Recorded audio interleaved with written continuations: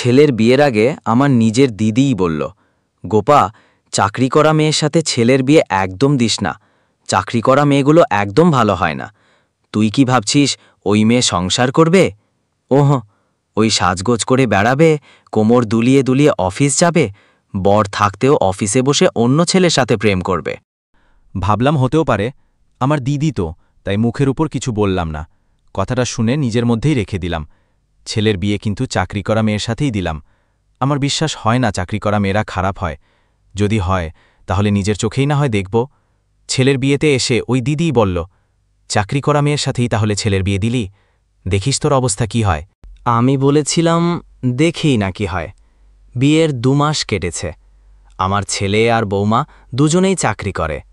ওরা অফিস বেরিয়ে গেলে আমি দুপুর টাইমটা ফ্রি, কোনো কাজ থাকে না, তাই গল্পের বই পড়ি।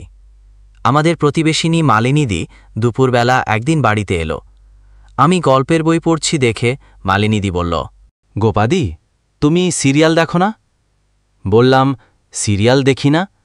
আমার বৌমা গল্পের বই এনে দিয়েছে, তাই ওইগুলোই পড়ি। রোজ নতুন নতুন গল্প, নতুন নতুন স্বাদের। ওই একঘেয়ে সিরিয়ালের কি আর দেখব? সিরিয়াল মানে তো ওই একজন মানুষের 3টে করে বিয়ে। মালিনীদি হেসে বলল, আমি ঠিকই ধরেছি, তোমার ছেলের বউ তো ভীষণ চালাক মেয়ে। একেই বলে টাকা বাঁচানো। তুমি সিরিয়াল দেখা মানেই প্রতি মাসে টিভির পিছনে খরচ, ইলেকট্রিক বিল বাড়ানো, এসব বাজে খরচ হবে তো। তাই ওই জন্যই 100 টাকার একটা বই কিনে দিলে মাসে কিছুটা হলেও টাকা বাঁচবে। মালিনীদির কথাগুলো জাস্ট শুনেছিলাম। তারপর মালিনীদি চলে যেতেই আমি ভাবলাম, সত্যি কি তাই? বুঝে দেখলাম ঠিক তো বলে গেল না। টিভি থাকার জন্যে মাসে যে খরচটা হয় সেটা তো বন্ধ করে দেয়নি। একটা বই পড়া শেষ হলে বরং আর একটা বই কিনে নিয়ে এসে দেয় আমার বৌমা। বুঝলাম, মনের শান্তি উড়িয়ে দেওয়ার জন্য এই কথাগুলোই যথেষ্ট। বিয়ের পর প্রথম বৌমার জন্মদিন। আমার ছেলে বলল, রিয়ার জন্মদিন পালন করব। রিয়া মানে আমার বৌমা। আমার ছোট ননদ শুনে বলল, আমাদের বাড়িতে মেয়েদের জন্মদিন পালন হয় না, অমঙ্গল হয়। কথাটা শুনে আমি বুঝতে পারছিলাম না কি বলবো। তারপর ভাবলাম, দেখি না কি হয়। আমি নিজেই পায়েস রান্না করলাম। দিব্যি হৈহুল্লোড় করে কেটে গেল, বরং মনটা আনন্দের নতুন স্বাদ পেল। কোনো অমঙ্গল হয়নি। তার কিছুদিন পরে ছেলে আর বৌমা আমার জন্মদিন পালন করে বাড়িতে চাঁদের হাট বসাল।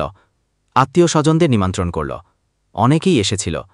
কেউ আবার কানাকানি করে বলেও গেল, টাকা থাকলে যা হয় আর কি, এইসব না করে গরিব লোকেদের কিছু দান করতেও তো পারে।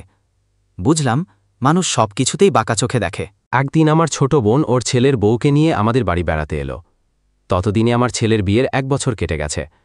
সকালবেলার রান্নাটা আমিই করি। ছেলে বৌমা দুজনই অফিস বেরোয়। সকালে অফিস যাবার তাড়া থাকে। আমি রান্না করছি দেখে আমার বোন বলল, দিদি, তুই রান্না করছিস আর ছেলের বউ পড়ে পড়ে ঘুমাচ্ছে? একটা রান্নার লোক রাখতে পারে তো? এই বয়সে তোকে দিয়ে কাজ করায়? এখনকার মেয়েরা খুব চালাক। আমার বৌমা তো সব নিজে হাতে করে। আমি এখন পায়ের ওপর পা তুলে বসে থাকি। তারপর থেকে আমিও মুখ খুলতে শুরু করলাম। আমার বোনকে বললাম, জানিস, ওই বদ অভ্যাসটা আমারও ছিল, আমি ছেড়ে দিয়েছি। নিজেকে ভালো রাখতে গেলে নিজেকে আগে দিতে হবে। আমি যদি কিছু না দিই তাহলে কিছুই পাব না। দেখ, কতদিন পায়ের ওপর পা তুলে বসে থাকতে পারিস? আমার বোন তখন আমার মুখের দিকে হাঁ করে তাকিয়েছিল। আমার থেকে ওই রকম একটা উত্তর পেয়ে আর কিছু বলেনি। আসলে আমিও একসময় স্বার্থপরের মতো মেন্টালিটি নিয়ে চলতাম। বিয়ের পর যখন শ্বশুরবাড়িতে এলাম, তখন বাড়িতে আমি, আমার বর, শাশুড়ি আর একমাত্র দেওর। ননদদের তখন বিয়ে হয়ে গেছে। আমার বিয়ের 1 বছর পর দেওরের বিয়ে হলো। দেওর বিয়ে করে বউ নিয়ে চলে গেল কর্মস্থলে। সেখানে জায়গা কিনে বাড়ি করেও ফেলল কিছুদিনের মধ্যেই। শাশুড়ি থেকে গেল আমাদের কাছেই। আমার ছেলে হওয়ার কিছুদিন পরেই শাশুড়ি অসুস্থ হয়ে পড়ল। সেভাবে আর কিছু করতে পারত না। শাশুড়ির সেবা শুশ্রূষা আমাকেই করতে হবে দেখে আমি আমার হাজব্যান্ডকে বললাম, আমি কোনো কিছুই করতে পারবো না। আমার হাজব্যান্ড বলল, তোমার ইচ্ছে হলে করো, না হলে না করো। আমি তোমাকে জোর করতে পারি না। আমার তো মা, তাই আমাকেই করতে হবে। আমি দেখতাম আমার হাজব্যান্ড মায়ের জন্য সব কিছু করত। এতে আমার আরও খারাপ লাগত। আমি ওকে বলতাম, তুমি কি একাই ছেলে? ছোট ছেলেও তো আছে, সেও তো মাকে নিয়ে গিয়ে রাখতে পারে। সম্পত্তির ভাগ তো সেও নেবে। তাহলে মার জন্য কিছু করবে না? আমার কথা শুনে আমাকে বলল, কে করল না সেই বিষয়ে আমি কাউকে অভিযোগ করতে চাই না। আমি আমার কর্তব্য করছি কি না সেটাই হলো কথা। বললাম, সব কর্তব্য কি তোমার? আমার এমন কথা শুনে আমাকে কাছে বসিয়ে আমার হাজব্যান্ড বলল, গোপা, একটা কথা মন দিয়ে শোনো। আমি আমার মায়ের জন্য যা করছি তা তোমার ভালোর জন্যই। একসময় মায়ের জায়গায় তুমি আমি দুজনেই আসব। আমাদের ছেলে আমাদের থেকে কি শিখবে বলো তো? ও এটা দেখে বড় হোক, ওর বাবা তার মায়ের জন্য কি করছে। ভবিষ্যতে ছেলেও কিন্তু সেভাবেই করবে আমাদের জন্য। ছেলেকে ডাক্তার বানাবে, শিল্পী বানাবে, কিন্তু তার আগে তো মানুষ বানাতে হবে। মানুষ হওয়ার শিক্ষা যদি আমরা দিতে না পারি, তাহলে অনেক খারাপ দিন দেখতে হবে আমাদের। কেন জানি না এই কথাটা আমার মনের মধ্যে দারুণভাবে গেঁথে গেল। সত্যিই তো আমি যদি কিছুই না করি, আগামী দিনে আমি তো কিছুই পাব না। পরিবারের শিক্ষাতেই ছেলে মেয়ে বড় হয়। নিজেকে শুধরে নিলাম, না দিলে কিছুই পাওয়া যায় না। শেষ কয়েকটা বছর যদিও বেশি দিন করতে পারিনি, তবুও শাশুড়ির সেবা করেছি। যে দিনগুলো করতে পারিনি, সেদিনগুলো না করতে পারার আক্ষেপ ছিল। এখন সেটা করি আমার বৌমার জন্য।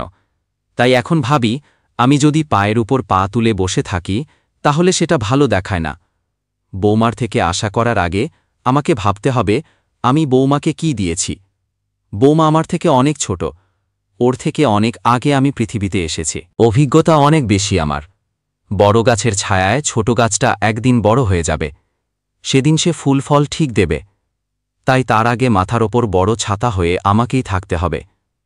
ছেলের বিয়ে হয়েছে 3 বছর। ছেলে বউকে নিয়ে বেশ ভালো আছি। বৌমাও চাকরি করছে, সুন্দর করে সবকিছু বজায় রেখেছে। এখন আমাদের সুখের সংসার। আমার হাজব্যান্ডের ওই কথাটা যে কত বড় সত্যি, সেটা এখন বুঝি। আমার ছেলে যেভাবে আমার প্রতি দায়িত্ব পালন করে, আমি তো তাই ভাবি, এই পৃথিবী হল বড় আয়না, যে যেমন দেখাবে তেমন দেখতেও হবে। জীবনে ভালো করে চলতে গেলে, নিজেরা ভালোভাবে থাকতে গেলে, বাইরের লোকের কথায় কান দিলে চলবে না। আমরা ভালো থাকলে আমাদের কাছের লোকগুলোই ভালো থাকে না। পজিটিভ কোনো বার্তা না দিয়ে সবেতেই নেগেটিভ কিছু খুঁজতে চেষ্টা করে।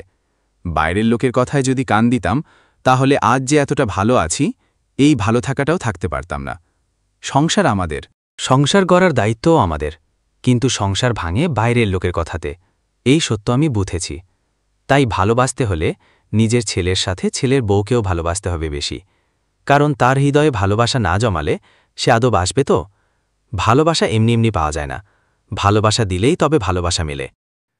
প্রিয় ভিউয়ার্স, এতক্ষণ সাথে থেকে গল্পটা শোনার জন্য অশেষ ধন্যবাদ। গল্পটা ভালো লাগলে একটা লাইক, কমেন্ট ও শেয়ার করে দেবেন। আর এরকম আরও গল্প শুনতে চাইলে আমার চ্যানেলটা সাবস্ক্রাইব করবেন। ধন্যবাদ।